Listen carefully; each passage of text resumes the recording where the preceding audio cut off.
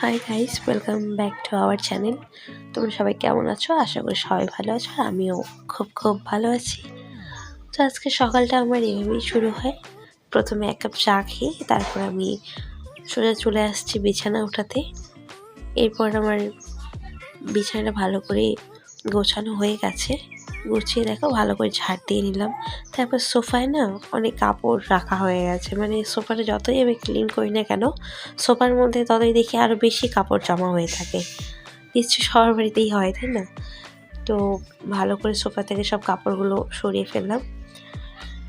ভালো করে কাপড়গুলো সব সরাই এখানে ছেলের কাঁথাগুলো আমি ঠিকঠাক করে রেখে ফেললাম।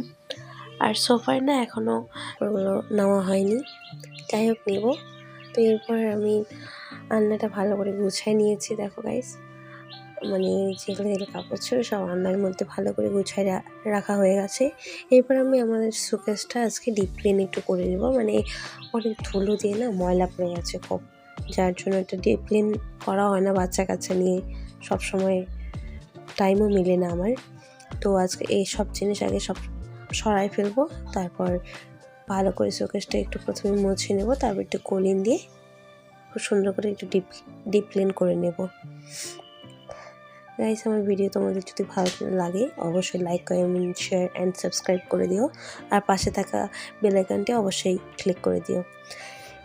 এরপর দেখো আমার ছেলের এখানে যাবতীয় ওষুধপত্র, তারপরে ক্রিম, লোশন, পাউডার সব এখানে এক জায়গায় রেখে, যাতে সবসময় আমি সব কিছুই আমার হাতের কাছে পেয়ে যাই, দরকার যেটা লাগবে আর কি। তারপর এটা ভালো এগুলো সব সরাই ক্লিন করে নেব, প্রথমে মুছে নেব সবটা।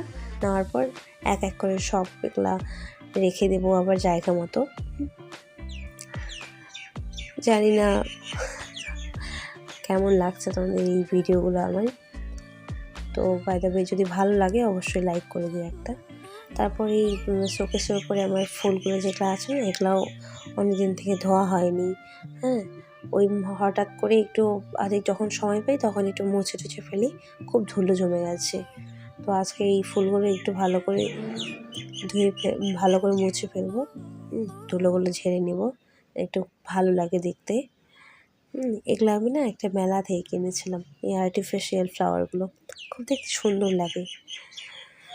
আর তোমাদের কার বাড়িতে এরকম আর্টিফিশিয়াল ফ্লাওয়ার আছে কমেন্টে অবশ্যই জানিও।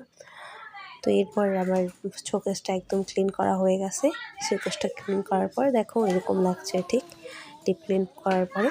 এরপর আমি চলে যাব আমার গোদরেজটা ক্লিন করার জন্য, একটু ডিপ ক্লিন করে নেব। এটাও না মোছা হয়নি, অনেক ধুলো জমেছে এটার মধ্যেও। সময়ের ব্যবধানে না কোনো কিছু করাই যায় না, আমার বাচ্চা কাচ্চা নিয়ে তো হয়ই না এরকম। তো প্রথমে এটা ভালো করে ধুলো করে ঝেড়ে টেড়ে নিয়েছি, তারপর কলিন দিয়ে একটু ভালো করে ডিপ ক্লিন করে নেব সুন্দর করে। ভালো করে ডিপ ক্লিন করলে আর কি দেখতে সুন্দর লাগবে।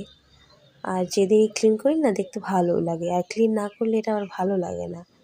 তো ক্লিন করা হয়ে গেছে। এরপর দেখো গাইস, আমার ছেলে এখানে কি খেলা করছে, কি সুন্দর বিছানার মধ্যে শুয়ে দিচ্ছে। দেখা হচ্ছে নেক্সট।